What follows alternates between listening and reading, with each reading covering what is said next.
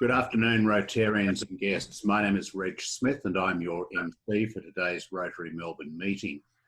Once again, we're broadcasting from various locations, and if you have difficulties during today's meeting, be assured that the video recording and podcast of today's meeting will be loaded on the Rotary Club of Melbourne website in a day or so. A gentle reminder to consider making a donation to Rotary Melbourne's Fighting Fund, which relies on your donations to assist those among us who are experiencing financial difficulties as a result of COVID-19. You can make contributions by clicking the Fighting Fund link on our website. Please note that most microphones are being muted for the duration of the meeting. Questions and comments, though, can be submitted through me via the chat function throughout the presentation today. Thanks today will be given by Dr. Peter Hollingworth, followed by the Loyal Toast presented by President Kevin Sheehan. Please ensure your glass or another appropriate vessel is fully charged. Peter. Thank you, Reg. I've turned poetic. That's probably what's happening by being at home and observing all the things that are taking place in our world at the present time and the disasters that are hitting people. I thought of a poem written by a young man back in 1906. His name was Gilbert Keith Chesterton. G.K. Chesterton, of course, wrote Father Brown. Here is his poem. O God of earth and altar, bow down and hear our cry. Our earthly rulers falter, our people drift and die. The walls of gold entomb us, the swords of scorn divide. Take not thy thunder from us, but take away our pride. From all the terror teachers, from lies of tongue and pen, from all the easy speeches that comfort cruel men, from sale and profanation of honour and the sword, from sleep and from damnation, deliver us, good Lord. Tie in a living tether, the priest and prince and thrall, bind all our lives together, smite us and save us all. In ire and exaltation, aflame with faith and free, lift up a living nation, a living world, a single sword to thee. G.K. Chesterton. Amen.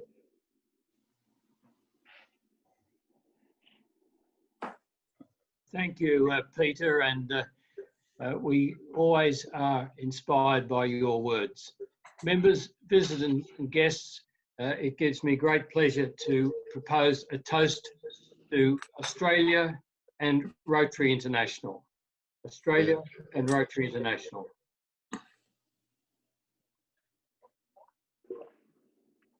It's now my great pleasure to welcome you to our 45th meeting of the Rotary year.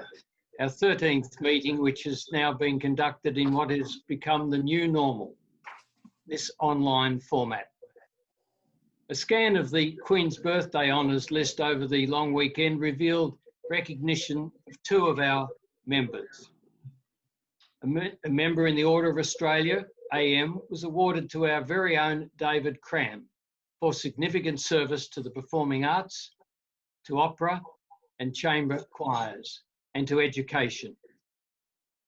And a medal in the Order of Australia, OAM, to Jenny Chang for service to financial and investment sectors to the community.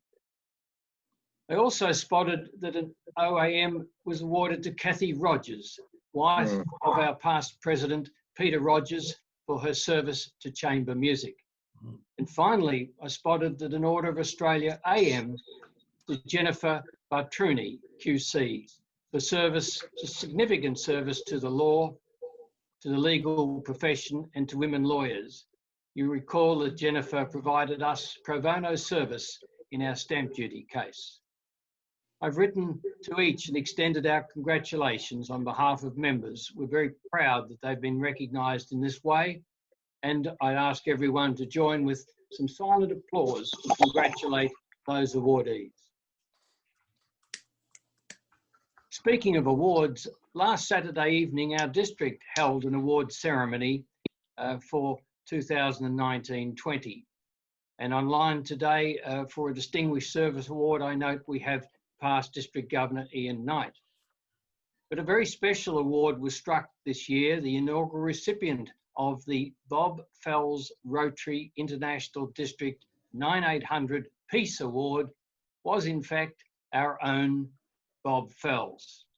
This award recognises a personal group who, through their actions, significantly enhance sustainable peace building and conflict resolution at international, national and local community level. The award recognises the leadership of Bob Fells in realising these outcomes. Bob, I can see you online. Congratulations from all of us. Well done.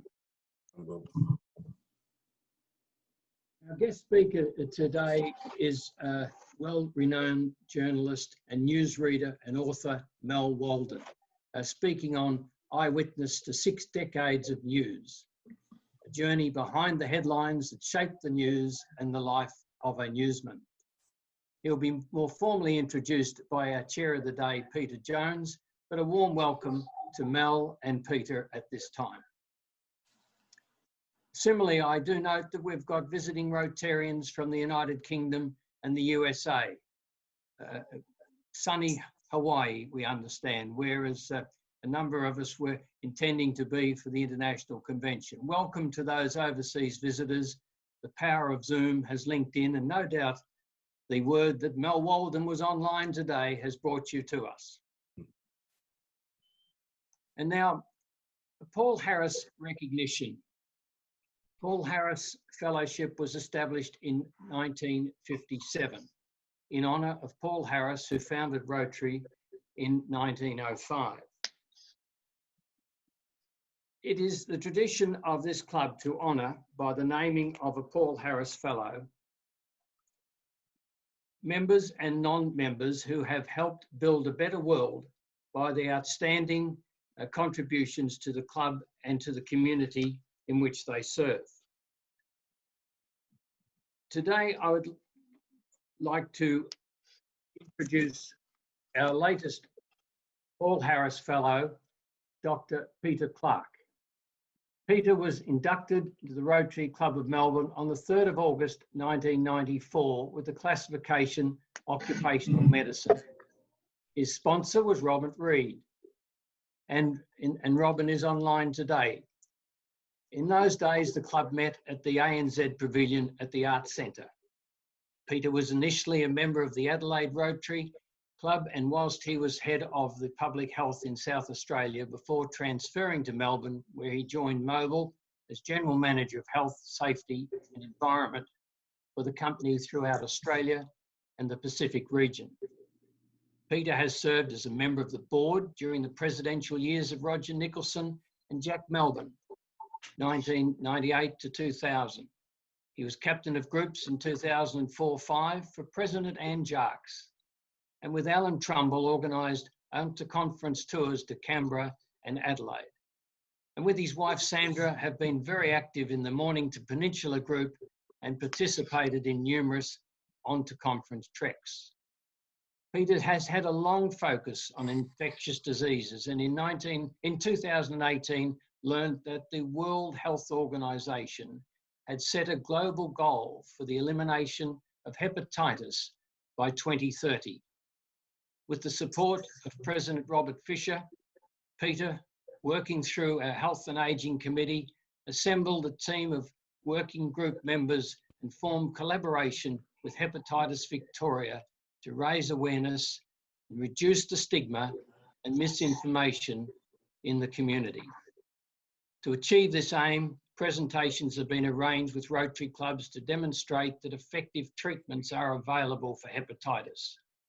The delivery by trained speakers drawing on clinical knowledge and life experiences has explained how Hep B can be treated and Hep C can be eliminated.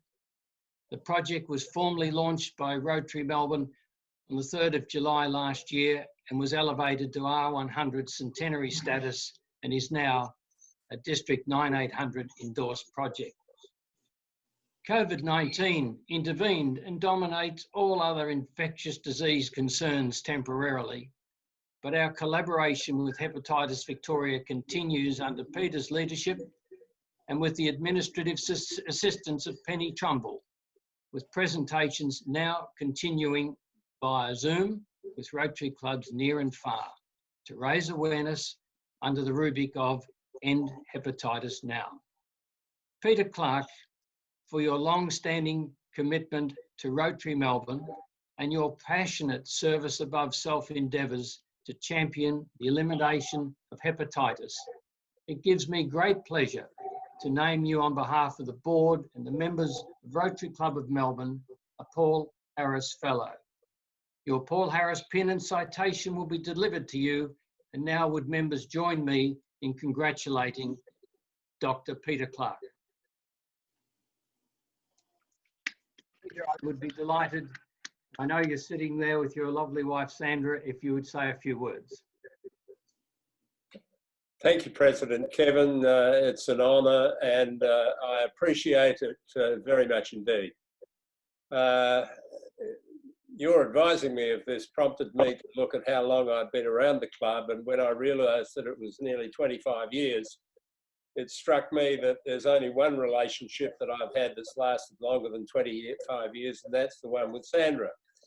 I'm more grateful for Sandra's support than anything else in my time, and I'm delighted that we're both here at the moment.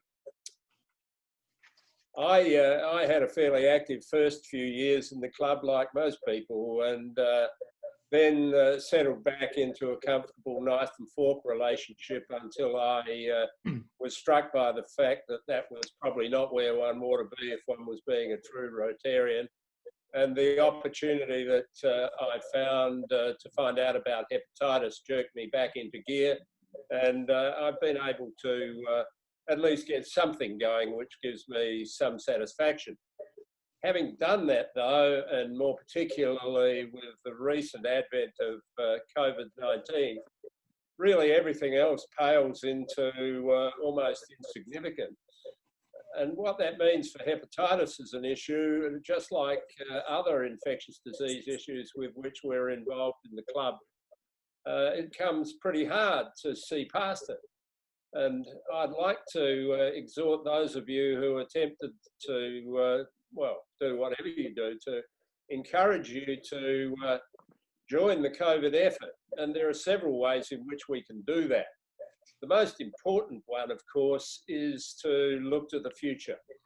And we're greatly consumed by the thoughts of finding a vaccine to ensure safety, which is a long-term game anyway, and not one in which Rotary should be involved, in my opinion.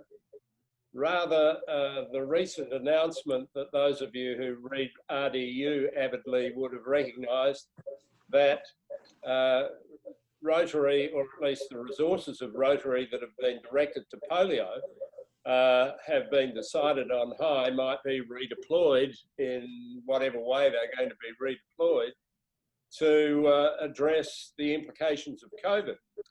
And I welcome that probably more than anyone else in the club, because I see it as a tremendous opportunity, and one that I'd encourage all of you to do whatever you can to support. Particularly within Australia, it seems to me that we, and within the Rotary Club of Melbourne, we have the opportunity to join with the global move within Rotary and encourage it in whatever way seems appropriate. And one very tangible way is for us to make, to contribute to the try-booking opportunity that exists at the moment, to do things to support the COVID effort. Those of you who watched Four Corners on Monday would have had a nice summary of how things are going with respect to the vaccine.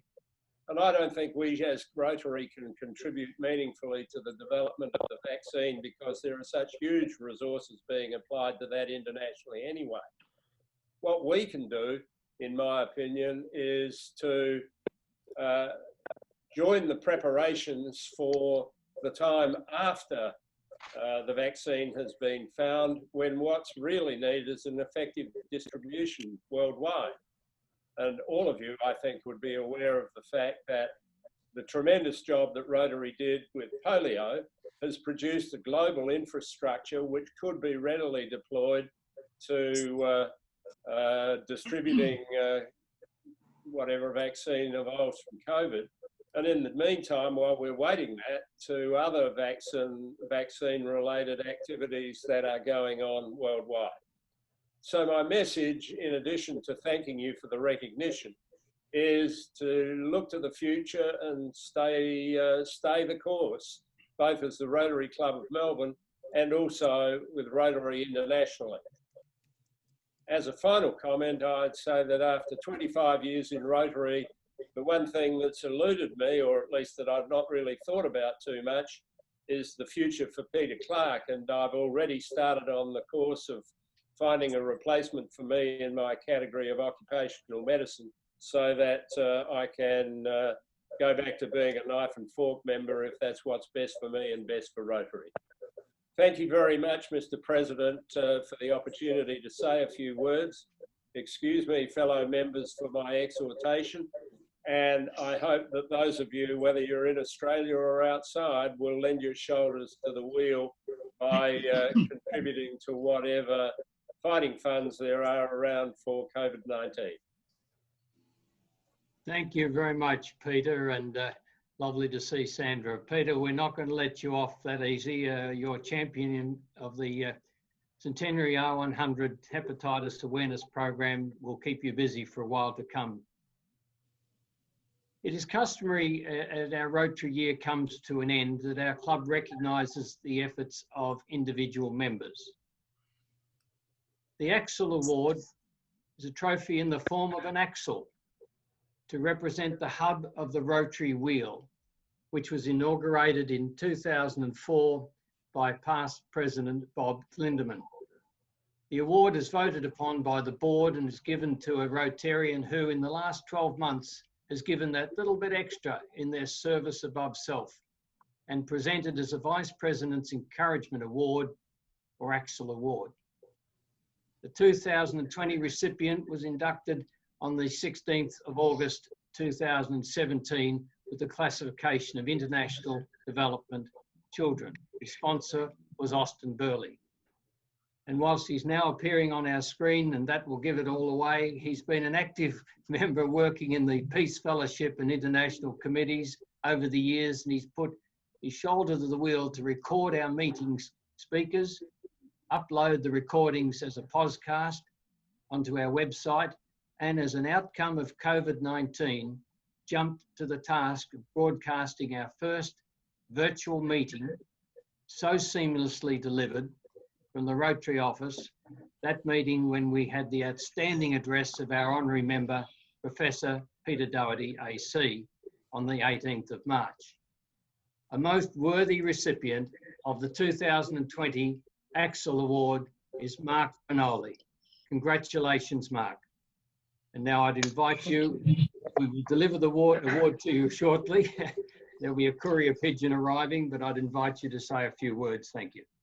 Well, I believe it's very heavy, so you might have to put it on an eagle. It looks like it's many kilos in weight. So look, thanks, President Kevin. I appreciate the recognition, but I have to say from the outset that it's been a pleasure working with Reg, Ari and Joe, who've been the backbone in this online digital work that Rotary's done. And, you know, when the lockdown started, we were scratching our heads and thinking about how we could run our meetings, and we rose to the challenge, and we were onto Facebook live streaming and Zoom meetings and had that sorted within a few days. So from our first live Facebook live stream with Peter Doherty, our first to Alan Finkel last week, we've attracted over 4,500 video views. And I think Reg has been a maestro with the Zoom meetings. We've heard that we've got Rotarians from Hawaii, UK and Hervey Bay today. We've had numerous members from Australia and international Rotary clubs join us over the month. So when you think about it, where we were with our weekly meetings at number 35 to where we are now, I mean, it's been rather impressive, and we've certainly risen to the challenge of the lockdown. So when we get back face to face, I mean, I'm confident that we'll continue to share our work and inspire our online audience. So thanks very much, Kevin, and thanks, Rotary Melbourne. Absolute pleasure, Mark. Well deserved. Thank you indeed. And now I'd like to present the other award, the Fourth Bridge Award, and I'll call on past President Mev Connell to introduce the award. Thank you, Mev. President Kevin, fellow Rotarians and friends, I much appreciate having been once again invited to present the annual Fourth Bridge Award, a recognition I initiated during my year as president in 2005-06. The award is named after the Forth Rail Bridge across the Firth of Forth in Scotland. That mighty bridge derives its strength from rivets. Each rivet is very important to the structure, and there are over 6 million of them in the bridge. An original one removed during a renovation program forms part of the trophy. In a similar way to the bridge, Rotary depends on each member for its strength and durability. The award is made annually to a leader of a team of 2 or more members whose project or activity is considered by the board to be a most outstanding contribution to Rotary service. For Rotary year 2019-20, I have great pleasure in announcing that the award is made to Kerry Kornhauser in recognition of her outstanding leadership from 2012 to the present in relation to organisation of International Women's Day celebrations. The role of women in Rotary and society is dear to my heart, and I congratulate Kerry on her great work in that field. Well done, Kerry. Thank you very much, Mev. And Kerry Kornhauser, OAM, was inducted into the Rotary Club of Melbourne in 2017 and is not new to Rotary, having joined Rotary in Albert Park in 2008, and has worked tirelessly on many project areas, including for District 9800. Kerry has been Assistant Governor for our district, a District Director for Public Image and Communications, and her awards include a Royce Habbey Award, Paul Harris Sapphire, and the Order of Australia Medal in 2017, Australia Day Honours. In 2012, Women in Rotary was born and changed the face of gender balance in our district. Kerry instigated this and was justifiably proud of the Women in Rotary International Women's Day breakfast, which she has now successfully managed for 9 years, while showcasing Rotary to a broad audience and raise substantial funds for the benefit of selected charitable projects. Assembling a team with partner club Rotary Brighton North, they've hosted a breakfast for over 1,000 each year at Crown Palladium. They've canvassed a wide range of Rotary clubs and schools to attend. They've assembled a talented panel, managed the bookings and the event, and delivered a world-class event that takes leadership to the fore.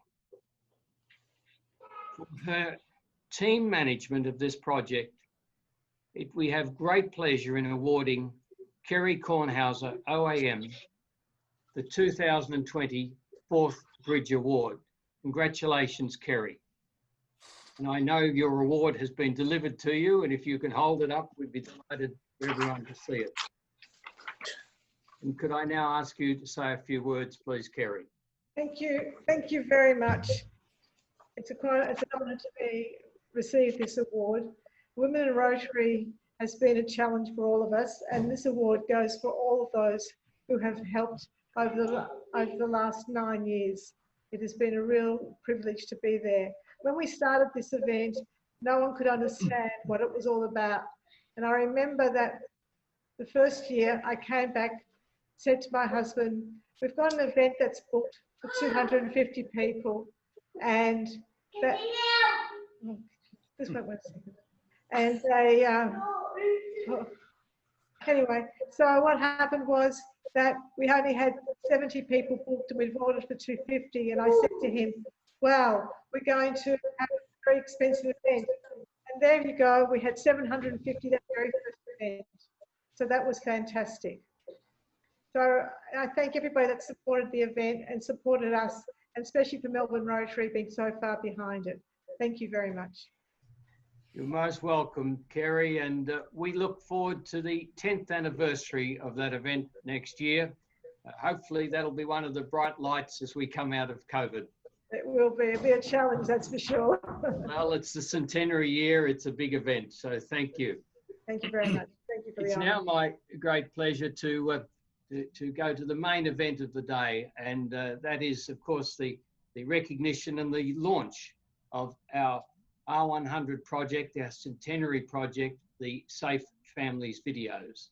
The two initial videos, domestic violence and elder abuse, have been produced. You'll hear more about that, but it's a wonderful example of tireless work by Dorothy Gilmore and Mary Barry and others to put this project together, working initially from their workbook, which they delivered in many seminars, to now put it into the video sense, which gives us the opportunity through Zoom to connect with so many Rotary clubs and deliver this very widely.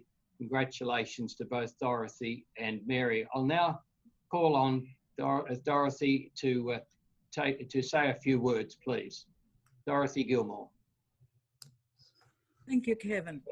Well, it has been a couple of years of fine-tuning, script writing and film directing to create the Rotary Melbourne 100-year Centenary Initiative Rotary Safe Families program. Past President Mary Barry and I have now created, as you said, Kevin, the two professional films, 20 minutes in length each: Family Violence, Its Impact on Children, and the Elder Abuse film. We are asking all Rotarians to watch the films, become informed of practical, safe methods of action we can take to prevent and refer for professional support if and when this grievous abuse occurs. Since completing the two films in April, we have been madly promoting Rotary Safe Families far and wide throughout Australia. A positive from the COVID-19 lockdown has been the necessity for online meetings. So this has created the ability of hundreds more Rotary clubs and districts able to simply download the films to view at their online meetings. From Alice Springs to Uganda, from Brisbane to Perth, the films are being viewed and noticed. At a Rotary meeting last year, after I'd presented the topic of elder abuse, I remember a chap stood up and said, "I'm not going to ask you a question, Dorothy. I'm going to tell you something. I am a solicitor, and I need to tell you, I have 15 cases of elder abuse on my desk." This is just the tip of the iceberg when we look at financial elder abuse.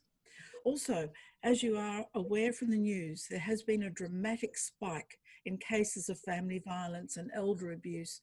So the message is clear.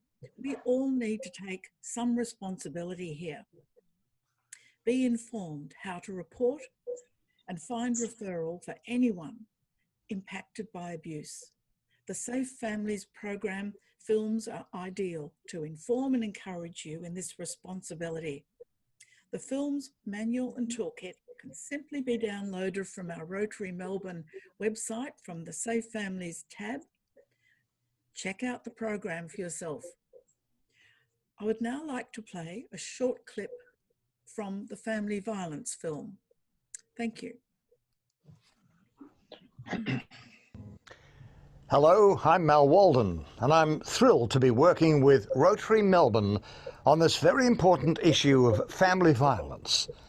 As a television newsreader with more than 50 years' experience, I was personally horrified with the regular and increasing stories of family violence.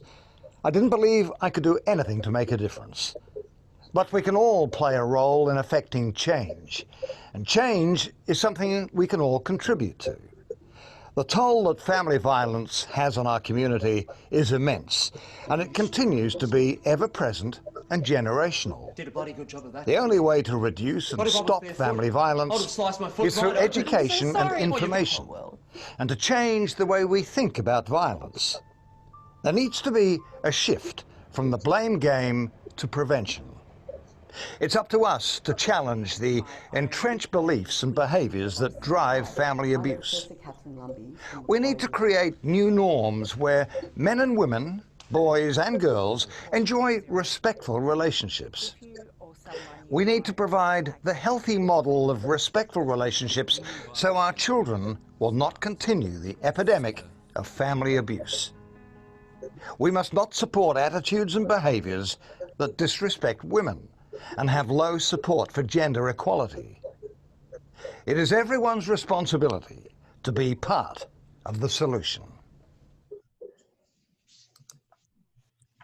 Well, for a start, Mary and I would like to give our appreciation and heartfelt thanks to Mel Walden.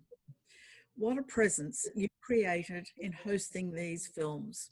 Thank you for providing your time and very generous support to our Rotary Safe Families program, Mel. I would now like to introduce our chair for today, Peter Jones. Over to you, Peter. Thank you. Dorothy, thank you for that wonderful segue into our guest speaker today. I think that says it all with the amount of work that Mel has put in to donate his time for this particular cause. It's very rare at Roach we actually get a person who is a speaker who needs no introduction.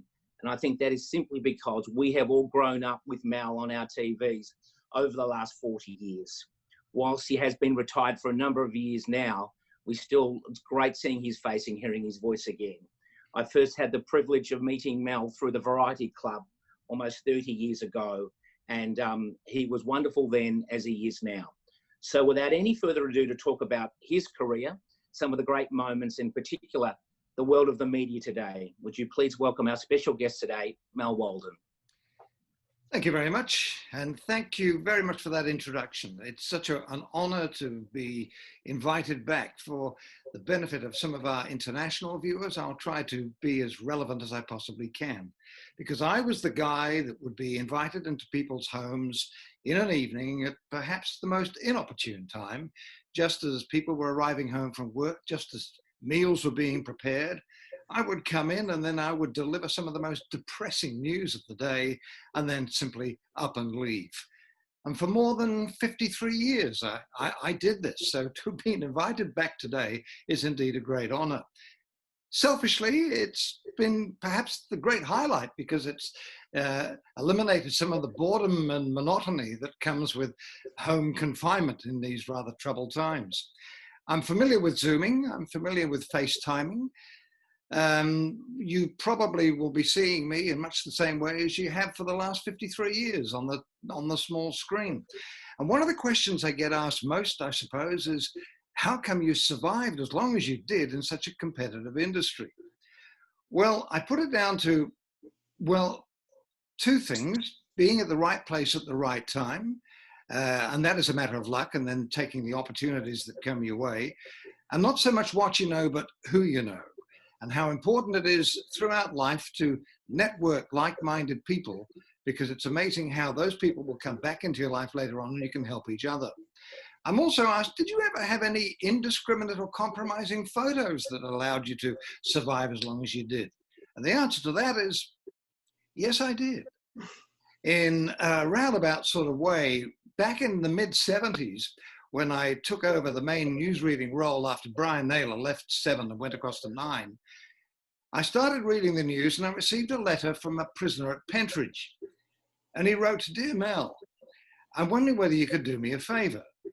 My dad is about to have his 70th birthday and I'm wanting to send a photo of me to him, but unfortunately I've mutilated my face and I'm wondering whether you'd have any pictures of me in your file that would be appropriate."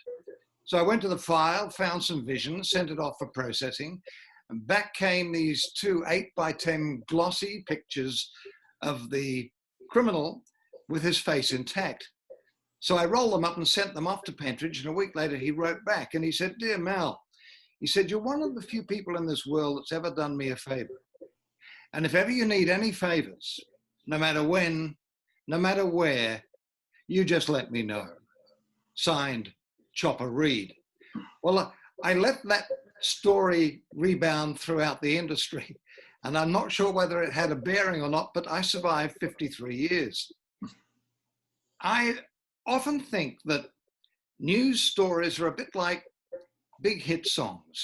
You always remember where you were when you first heard them, who you were with, what you were doing.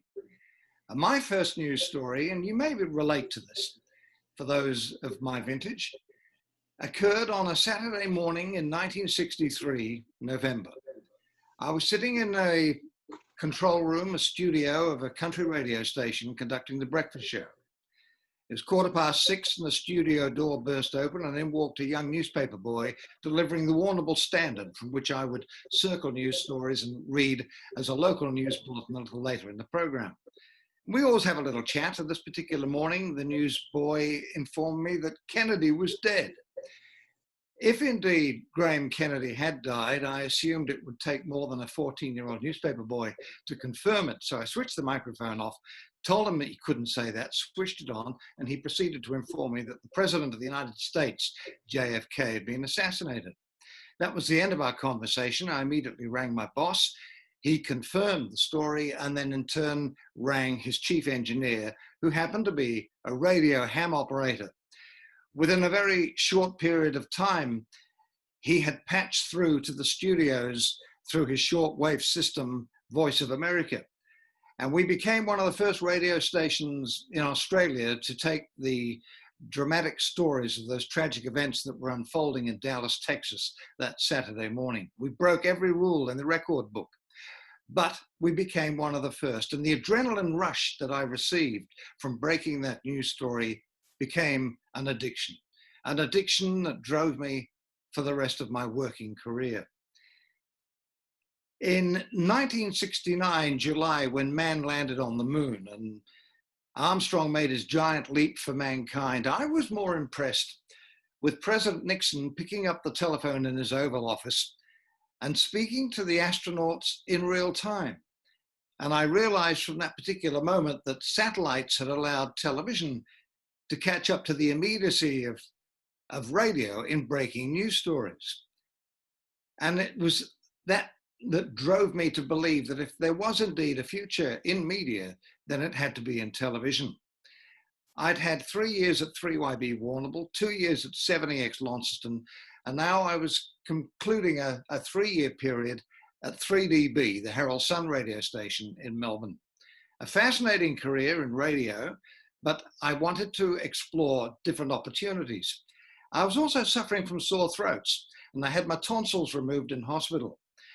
I claimed on the Herald Sun Medical Benefit Scheme, then double claimed on HBA, made a profit of $300 and bought a one-way ticket on the Fairstar to London. And as it turned out, there weren't too many opportunities in London at that time, so I finished up working on a kibbutz in Israel. Now, Israel was a pretty exciting place to be at that time. They had recovered from the Six-Day War in 1967. Obviously, there was another war pending, which turned out to be the Yom Kippur War. And Yasser Arafat had been appointed the head of the PLO, and Black September was forming in Jordan. So it was an exciting time to be in Israel. One particular morning, I was heading back to my room, and a car pulled up in the car park surrounded by security. And out stepped a very familiar figure.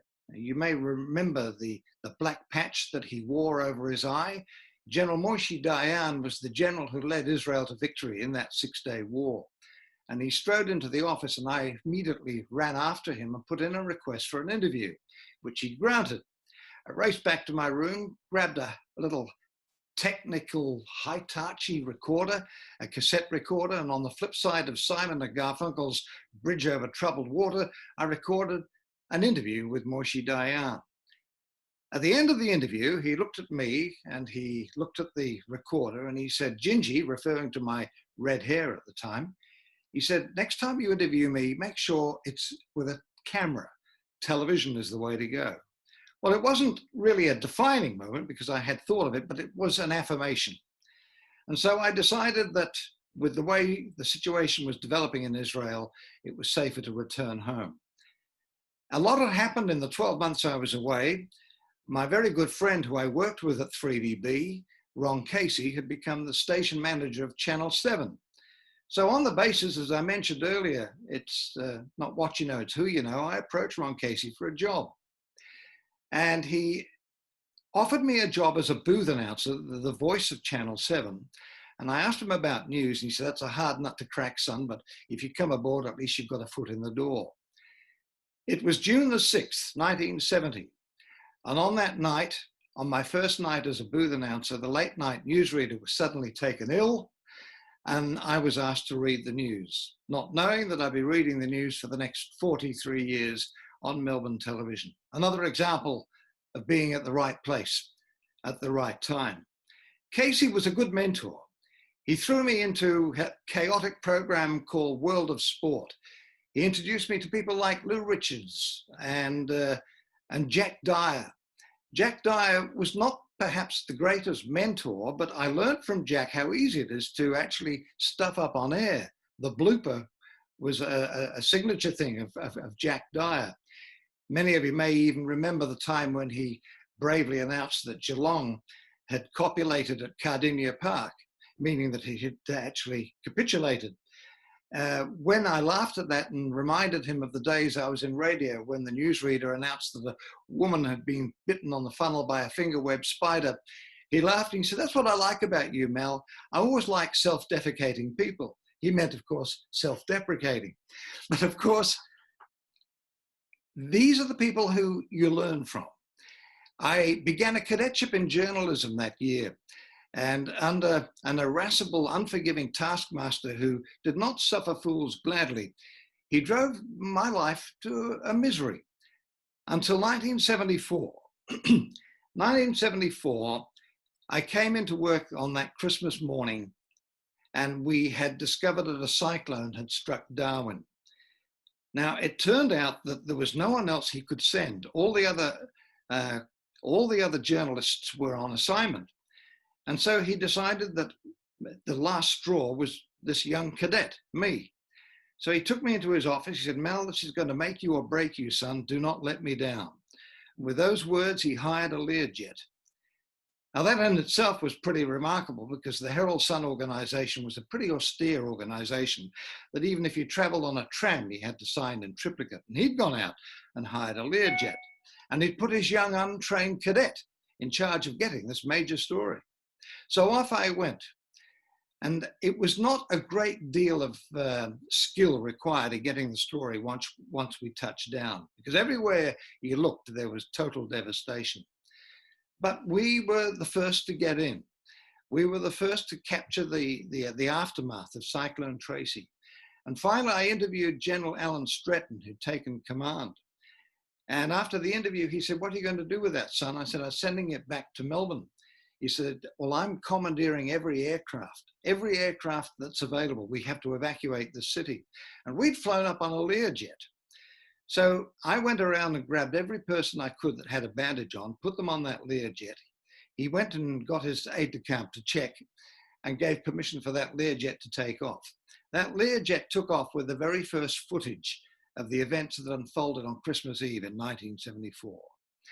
The program itself, the story itself, came off the processor at about 6:25. It was quickly edited. In those days, news was at 6:30. And so the world saw for the first time the events that unfolded in Darwin.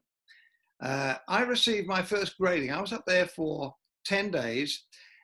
And each day I would go out to the airport, find an aircraft that was flying to Melbourne and put that film on that plane. And we never lost one single story in that 10-day period. On the 11th day, another story broke. A ship had hit the bridge in Hobart and it came crashing down. And the fickle finger of news changes every day. And I then was called back and we went into another total different story. From there, I became, I got my first grading in journalism as a result of my efforts in Darwin. The following year, another story would happen, a story that would break our hearts and change our whole belief in journalism. It happened in Timor, East Timor. And I particularly remember my ambition was to get into East Timor and cover the story of the Civil War. But a young up-and-coming journalist had beaten me to it. His name was Greg Shackleton, and they left on a Thursday evening. The following Thursday, I received a phone call from Greg's mother. Greg's mother said, I wish to tell you that my son is dead. I know he's dead. It's a mother's intuition. I know Greg is dead. I tried to convince her that if anyone would know, we would, that Greg would be very much alive and well. It was a Thursday evening. Greg died the following morning.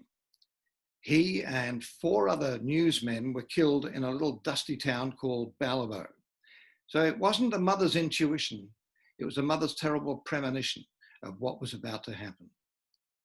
The following year, a young girl who went to bed one night and was never seen again.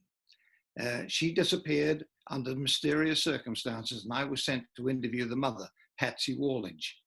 Her name, the girl, was Eloise Waldridge. She was 8 years of age. And this is the most incredible story of how things come back to haunt you in later years. Eloise disappeared under mysterious circumstances, was never seen again. I was sent out to interview Patsy, the mother, and we struck up a friendship that exists to this day. She told me how she kissed her daughter goodnight.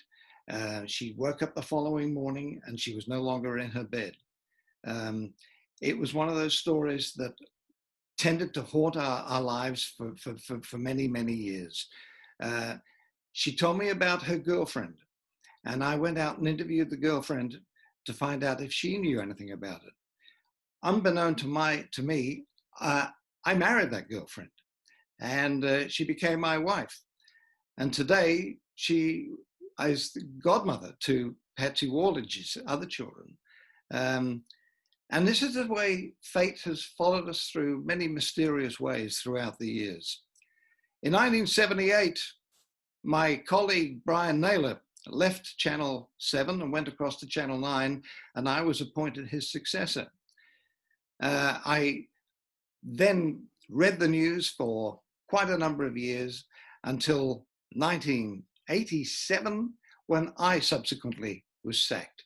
It was an incredible period of time of change when the network came under the control of the Fairfax organization, and they made many changes, including the newsreader. And I just took that as being part of the way the television industry evolved.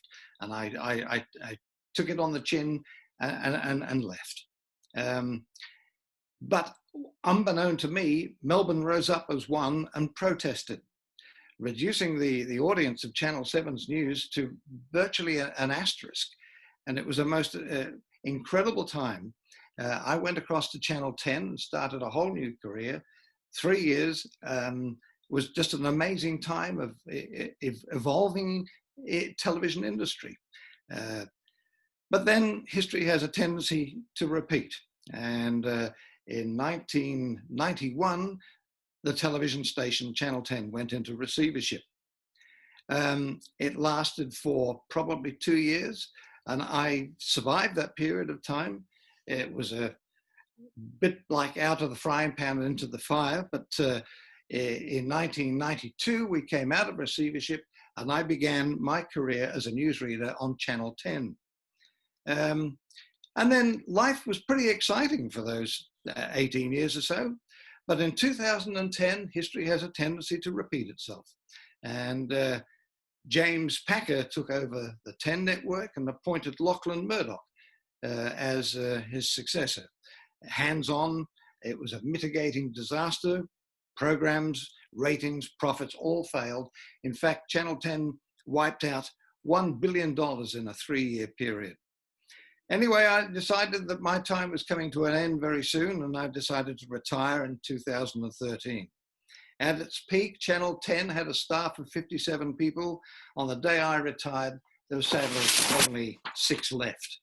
From the very first day as an 18-year-old, I learned to keep a diary. 53 years of diaries was the genesis of my first book, The Newsman. 2 more books would follow. In early 2019, last year, I was commissioned to write 4 more books, one on crime, the other on Australian disasters. Disasters was completed just before Christmas, and then the bushfire struck. And I had to rewrite the bushfire chapter. No sooner finished that than the pandemic struck. And I had to rewrite that chapter, although I still don't quite know how that's going to end.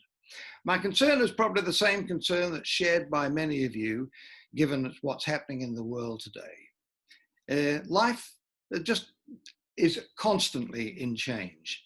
Out of adversity springs hope and opportunity, and that, my friends, is the magic of life.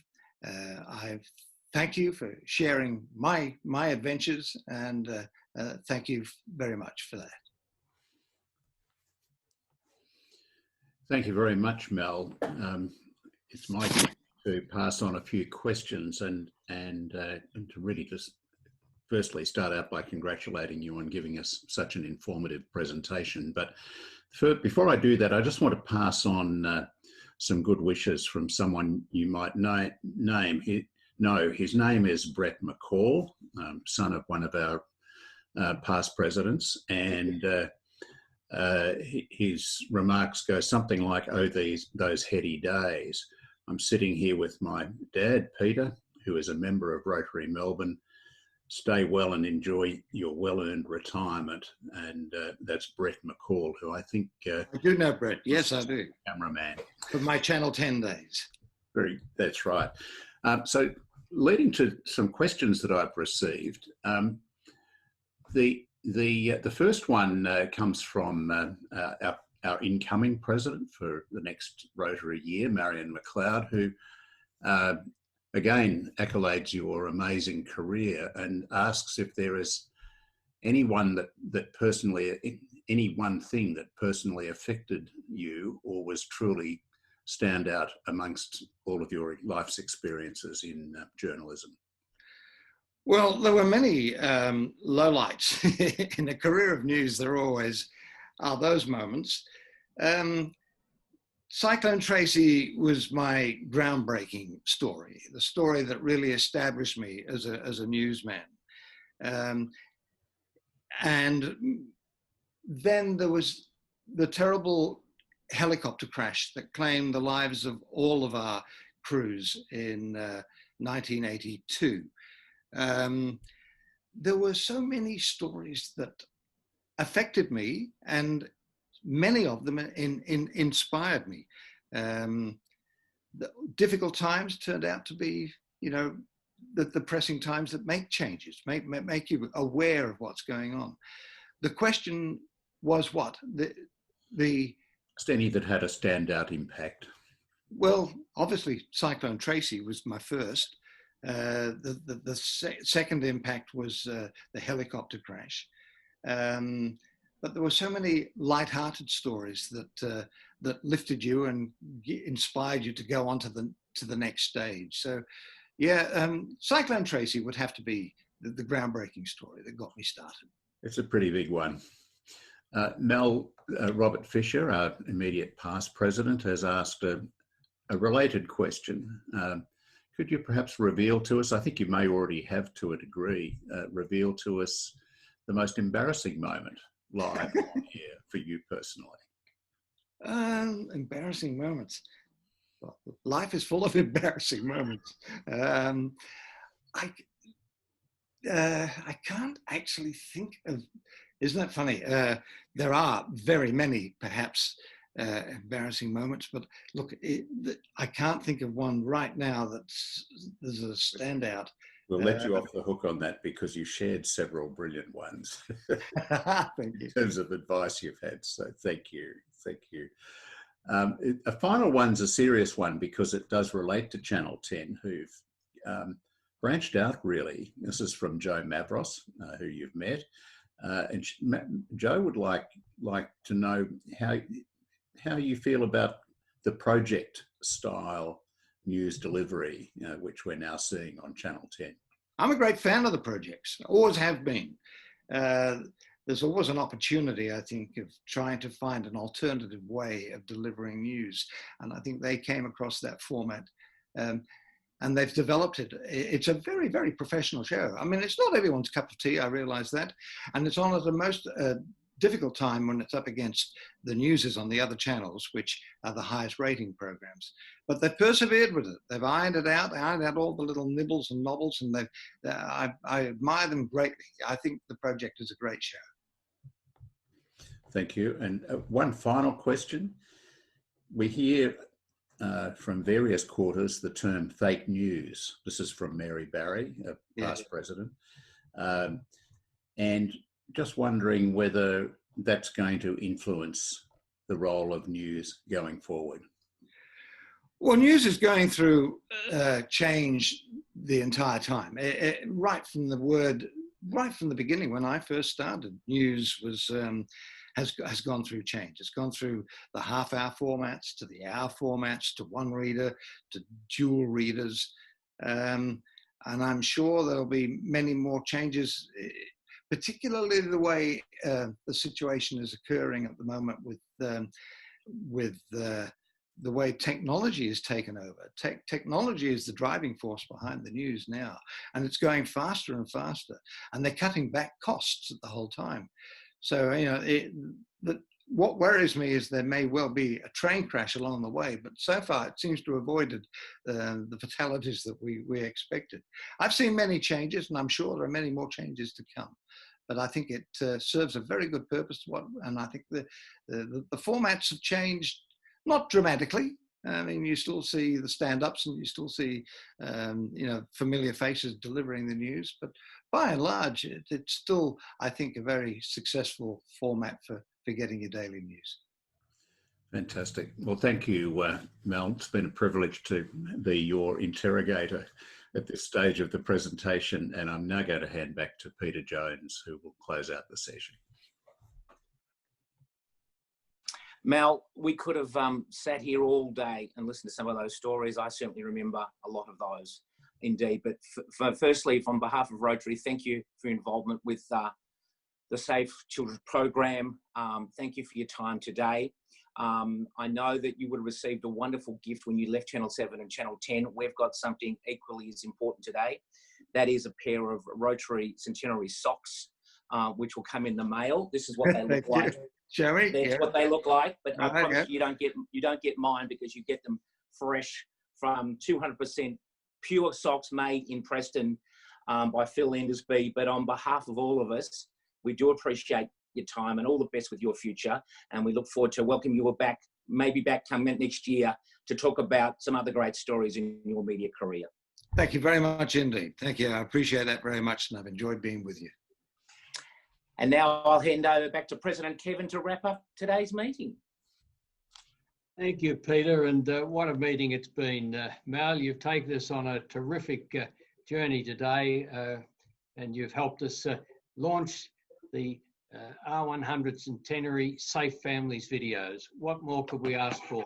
It's a culmination of your career of work and some tireless years by Dorothy and Mary. And I think there's a little bit more to come. So we'd like to think you're on board for the rest of it as well. You're part of our Rotary family now, and enjoy the socks. It'll keep your toes warm. Thank you very much indeed. To our visitors and guests, we've had Rotarian visitors from all over the globe today, including Hervey Bay, which is a lot warmer than Melbourne. Thank you for joining us, and we certainly look forward to you joining us again, because we're going to be on Zoom for a few more weeks to come, I'm sure. And certainly next week is a very substantial meeting. It's our Vice President's Reporting Day. It's part of our calendar, and it is the opportunity for our Vice Presidents, Cynthia Edgell and David Carruthers, to produce their reports and just let us know of all the project work, the delivery that has happened during the year, and certainly the delivery that's continued through the COVID-19 pandemic. So do join us next week, and thank you to everyone who put today's program together, Joe Mavris and Reg Smith. Mel, have a lovely afternoon. Members and guests, thank you for joining us. Stay safe, spread kindness, and now I close the meeting with the national anthem.